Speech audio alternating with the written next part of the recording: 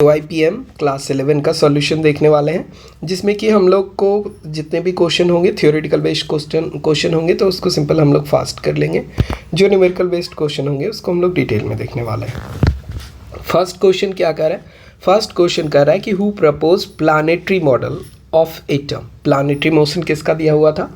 Planetary motion दिया हुआ था हम लोगों को ये रदरफोर्ड का दिया हुआ था, जिसमें उसने क्या कहा था कि हमारे जो न्यूक्लियस होंगे वो पॉजिटिवली सेंटर्ड न्यूक्लियस होंगे और हमारा जो इलेक्ट्रॉन होगा इसमें क्या होगा, सर्कुलर मोशन पे सर्कुलर पाथ पे रोटेट करेगा, जिसमें कि फोर्स ऑफ अट्रैक्शन इसको अट्रैक्ट करने वाला है। तो ये थ्योरी किसका दिया हुआ था?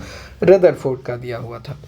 फिर उसमें सेकंड क्या कह रहा है? सेकंड क्वेश्चन हो रहा है the mass number of an atom is equal to total number of.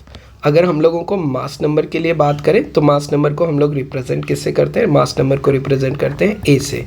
इसकी वैल्यू क्या होती है? n प्लस पी के बराबर होती है, number of neutron plus proton. और अगर आप लोग इसमें देखो तो ऑप्शन कहाँ पे नज़र आ रहा है? प्रोटॉन प्लस न्यूट्रॉन, ये ऑप्शन नज़र आ रहा है।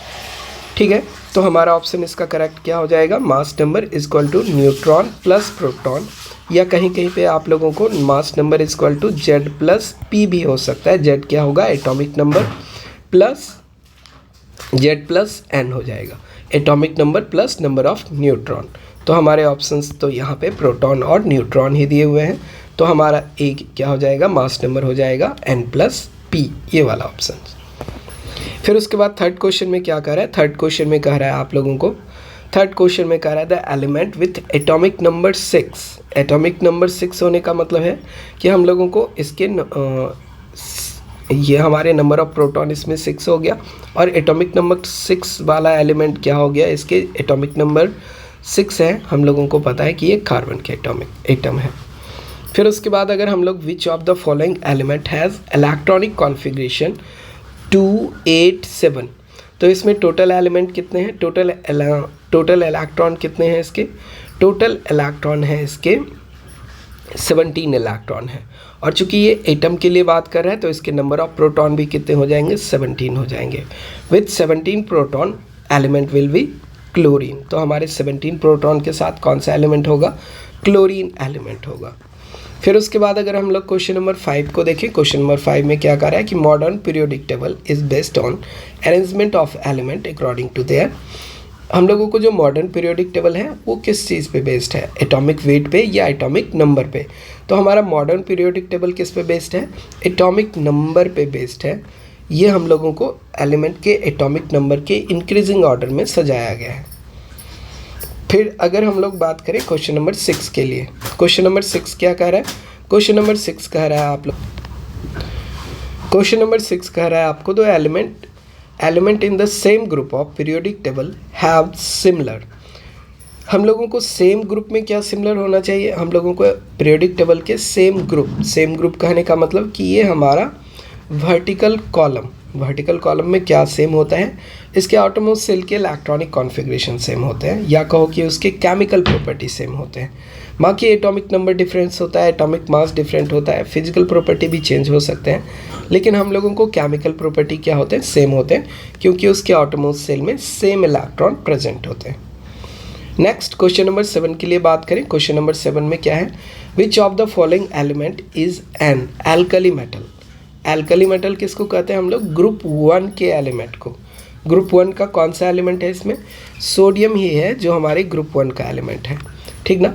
ये हमारा क्या है? ये ग्रुप 1 का एलिमेंट है, ये हमारे ग्रुप 2 का एलिमेंट है। एल्युमिनियम कहाँ से हो गया हमारा? ये ग्रुप 13 का एलिमेंट हो गया, और ये ग्रुप 17 का एलिमेंट है। तो ग्रुप 1 का एलिमेंट कौन है? सिर्फ सोडियम है। इसको हम लोग क्या कहते हैं? एल्कली मेटल, एक स्पेशल नेम दिया गया है। फिर उसके बाद क्वेश्चन नंबर 8 के लिए अगर आप देखो तो क्या कह रहा है? The element of P block in the periodic table are found in which groups. हम लोगों को अगर पीरियोडिक टेबल में बात करें तो पी ब्लॉक को एक्चुअली अरेंज कहाँ पे किया गया है? अरेंज किया गया है ग्रुप नंबर 13 से लेके ग्रुप नंबर 18 तक। लेकिन अगर अपने ऑप्शन को मैच करें तो अपने ऑप्शन में हम लोगों को इस रेंज में आने वाला कौन सा ग्रुप है? सिर्फ 17 एंड 18 है। तो हमारे ग्रुप नंबर कौन कौन से हो जाएंगे? हमारा आंसर क्या हो जाएगा? डी नंबर ऑप्शन हो जाएगा, 17 एंड 18। पूरा का पूरा पी ब्लॉक हम लोगों को कहाँ से कहाँ तक था?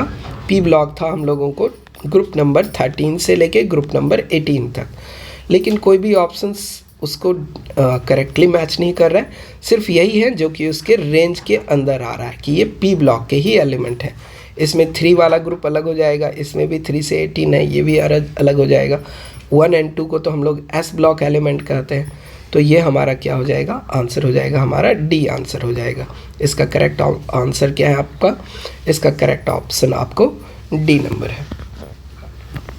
क्वेश्चन नंबर 9 में देखिए, how many moles of carbon dioxide are produced when 5 moles of methane undergoes complete combustion. Complete combustion कहने का मतलब है, आपको पता है कि मीथेन का CH4 है फार्मूला। अगर आप इसको ऑक्सीजन के साथ कंबाइन करोगे तो ये क्या होगा? कार्बन डाइऑक्साइड प्लस वाटर का फॉर्मेशन करेगा। तो वाटर के फॉर्मेशन में अगर आप देखो तो इसको बैलेंस करोगे तो ये तो हो गया 2, बच गया क्या आप लोगों को? ऑक्सीजन में भी 2 इधर आ गया। तो जितने मोल ऑफ मीथेन है उतना मोल आपको कार्बन डाइऑक्साइड का भी बन रहा है। तो इसके अगर 1 मोल है तो इसके भी 1 मोल बन रहे हैं। तो अगर इसका मीथेन का हम लोगों को क्या चाहिए? How many moles of carbon dioxide are produced when 5 mole of methane undergoes complete combustion. तो अगर इसके 5 मोल हैं तो इसके भी 5 मोल होंगे, तभी हम लोगों को इसका कंप्लीट कंबशन होगा। तो हमारा आंसर क्या हो जाएगा? इसका आंसर हो जाएगा 5 मोल। क्वेश्चन नंबर 10 को देखते हैं। क्वेश्चन नंबर 10 क्या कह रहा है कि what is the molarity of solution containing 0.5 moles of solute dissolve in 250 ml of water. Molarity का फॉर्मूला क्या होता है? मोलरिटी का फॉर्मूला होता है आपको capital M equal to number of mole divided by आपको volume of solution in litre. तो इसकी वैल्यू अगर आप पुट करोगे तो इसकी वैल्यू क्या है? 5 मोल है ऊपर। नीचे आपको वॉल्यूम मिलीलीटर में दिया हुआ है, तो इसको जब आप लीटर में कन्वर्ट करोगे तो ये वैल्यू क्या हो जाएगा? 2.50 लीटर हो जाएगा। और जब आप इसको सॉल्व करोगे तो इसकी वैल्यू कितनी हो जाएगी? इसकी वैल्यू हो जाएगी आप लोगों को 2 टाइम में ये कटने वाला है। ये क्या हो जाएगा? 500 डिवाइडेड बाई 250। तो ये वैल्यू क्या हो जाएगा? 2 मोल्स। इसके आंसर क्या हो जाएंगे? 2 मोल्स। नेक्स्ट, अगर आप ध्यान से देखो इसमें क्या हो रहा है। नेक्स्ट क्वेश्चन 11 में ये कह रहा है कि how many grams of potassium nitrate are needed to make 500 ml of 0.2 molar solution. क्या होना है हम लोगों को? मोलरिटी क्या दी हुई है? मोलरिटी दी हुई है आपको molarity equal to number of mole. Number of mole कैसे निकलता है? नंबर ऑफ मोल निकलता है weight divided by molecular mass of solute divided by हम लोगों को क्या होगा? वॉल्यूम ऑफ सॉल्यूशन होने वाला है। तो हम लोगों को क्या होने वाला है? हम लोगों को पूछ क्या रहा है? वेट पूछ रहा है। तो वेट के लिए फॉर्मूला क्या हो जाएगा? वेट के लिए फॉर्मूला हो जाएगा molarity into molecular mass of solute. Molecular mass of solute ये कौन सा है यहाँ पे?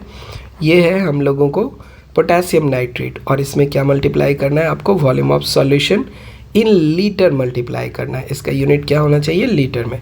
तो आप वैल्यू को पुट करो। कौन सा मोलरिटी चाहिए आपको? मोलरिटी चाहिए 0.2।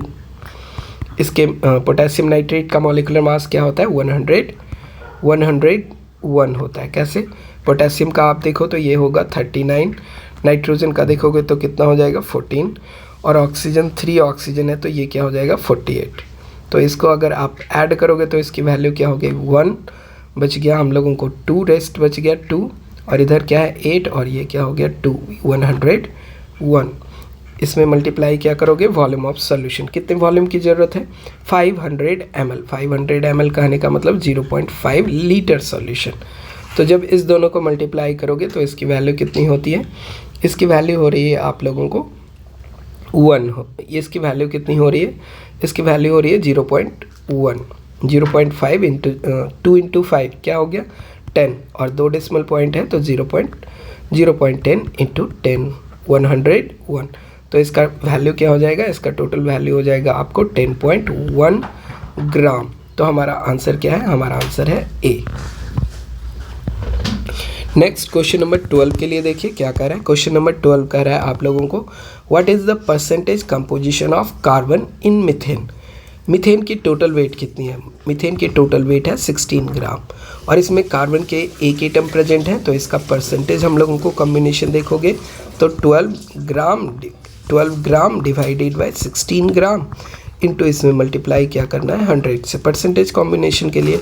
अब ये कैंसिल आउट होगा 3 ये 4 और इसको अगर आप सॉल्व करोगे तो ये क्या हो जाएगा 75% कंपोजिशन है किसका, मीथेन का। परसेंटेज कंपोजिशन का फॉर्मूला होता है कि weight of element divided by total weight of molecules into 100। तो हम लोगों को ये क्या है, वेट ऑफ कार्बन है, ये वेट ऑफ CH4 है इनटू 100 हो रहा है।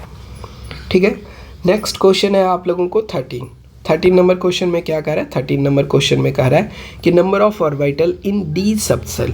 डी सबसेल में अगर आप लोगों को डी सबसेल के लिए बात कहो तो इसके ऑर्बिटल के कौन से होते हैं, जो इसके नंबर ऑफ बॉक्सेस होते हैं।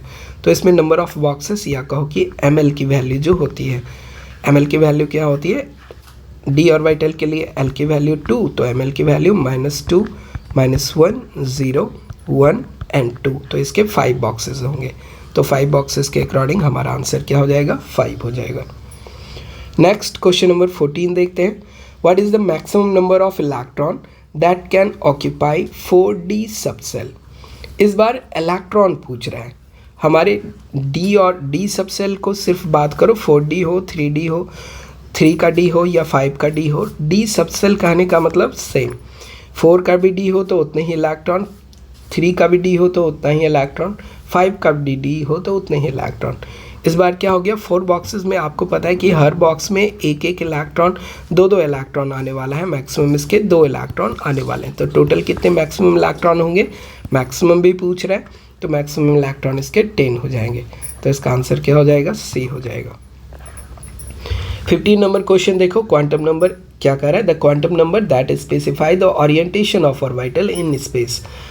ये बताता है आपको किस चीज़ को, साइज को बताता है। प्रिंसिपल क्वांटम नंबर I क्या बताता है, ये आपको शेप को बताता है, और ये क्या बताता है आपको, ओरिएंटेशन। ये क्या बताने वाला है आपको, ओरिएंटेशन बताने वाला है। तो हमारा आंसर क्या होगा, पूछ रहा है मैग्नेटिक क्वांटम नंबर के बारे में, ओरिएंटेशन कौन बताता है। तो मैग्नेटिक क्वांटम नंबर बताएगा, ये क्या बताएगा, रोटेशन ऑफ इलेक्ट्रॉन क्लॉकवाइज और anti clockwise. Next question number 16 में क्या कह रहा है कि which of the following element has the highest electronegativity value. Electronegativity value में हम लोगों को पूरे पीरियोडिक टेबल में फ्लोरीन की वैल्यू मैक्सिमम है, पॉलिंग स्केल पे इसकी वैल्यू है 4। उसके बाद कौन आता है, उसके बाद आता है आपको ऑक्सीजन 3.5 और नाइट्रोजन आएगा क्या, नाइट्रोजन की वैल्यू आएगी 3, कार्बन की वैल्यू कितनी आएगी 2.5। क्वेश्चन नंबर 17 में क्या कर रहा है कि electronic configuration of chlorine atom. Chlorine के पास कितने इलेक्ट्रॉन, क्लोरीन के पास 17 इलेक्ट्रॉन। इसको 17 इलेक्ट्रॉन को अरेंज करोगे तो क्या होगा कि देखो सबसे पहले कि इसमें 10 और ये 7, बाकी के सभी के नंबर ऑफ इलेक्ट्रॉन क्या हो जाएंगे, इसके 16 इलेक्ट्रॉन है, इसमें बाकी सभी में अलग है। तो हमारा आंसर क्या हो जाएगा, 17 इलेक्ट्रॉन इसी में है, फर्स्ट वन में ही 17 इलेक्ट्रॉन है, और ऑर्डर को भी फॉलो कर रहा है 1s2 2s2 2p6 3s2 3p5। Next question number 18 में देखते हैं। क्वेश्चन नंबर 18 में क्या कहता है, electronic configuration of calcium +2 ion. Calcium के एटोमोस सेल में 2 इलेक्ट्रॉन थे, 2 इलेक्ट्रॉन ये लूज़ कर दिया, +2 बना रहा है, मतलब 2 इलेक्ट्रॉन लॉस कर रहा है। तो अब कैसा बचेगा, आर्गन के जैसा इलेक्ट्रॉनिक कॉन्फ़िगरेशन बचेगा, 18 इलेक्ट्रॉन होने चाहिए। तो 18 इलेक्ट्रॉन के साथ कौन सा इलेक्ट्रॉनिक कॉन्फ़िगरेशन है, ये वाला इलेक्ट्रॉनिक कॉन्फ़िगरेशन है। बाकी सभी जगह पे इसके नंबर ऑफ इलेक्ट्रॉन कम है, यहाँ पे 10 है। इसमें अगर आप चेक करोगे तो इसकी वैल्यू कितनी है, 20 है। इसकी वैल्यू चेक करोगे 18 है, और इसकी वैल्यू चेक करोगे तो ये वैल्यू कितना हो गया, ये वैल्यू हो गया आपको 30। तो हमारा करेक्ट ऑप्शन कौन होगा, option number C। Which of the following element has the highest ionization energy? Ionization energy किसकी हाईएस्ट है, lithium, beryllium, boron and carbon. आपको पता है कि lithium, beryllium, boron and carbon ये पीरियड में लेफ्ट टू राइट मूव कर रहे हैं, और लेफ्ट टू राइट मूव करने पे हमारा क्या होता है, आयोनाइजेशन पोटेंशियल की वैल्यू इंक्रीज होती है। सबसे हाईएस्ट आयोनाइजेशन पोटेंशियल किसकी है, कार्बन की है। नेक्स्ट क्वेश्चन नंबर 20 के लिए देखते हैं। क्वेश्चन नंबर 20 क्या कहता है, number of waves produced by an electron in one complete revolution in nth orbit. अगर हम लोग nth ऑर्बिट के लिए बात करें तो इसमें क्या होने वाला है, nth ऑर्बिट में अगर हम लोग बात करें तो हमें पता है कि ये डी ब्रॉगली वेव इक्वेशन से और हम लोगों को बोर्स के मॉडल के हिसाब से अगर इसको अरेंज करें तो हमें पता है इसकी थ्योरेटिकल वैल्यू है कि nth ऑर्बिट में हमारे पास क्या होंगे, nth वेव होंगे। कंप्लीट वेव कितने होंगे, nth वेव होंगे। तो हमारा आंसर क्या होगा, इसका n होगा। अगर फर्स्ट वेव होता, फर्स्ट सेल होता तो फर्स्ट सेल में 1 वेव, सेकेंड सेल होता तो इसमें 2 वेव होते हैं, कंप्लीट वेव होते हैं। इसका हम लोगों को क्या होता है, इसका हम लोगों को जो वेरिएशन होता है, इसका वेरिएशन हम लोगों को कहाँ से आ सकता है, इसका वेरिएशन हम लोगों को प्रूव कहाँ से आ सकता है,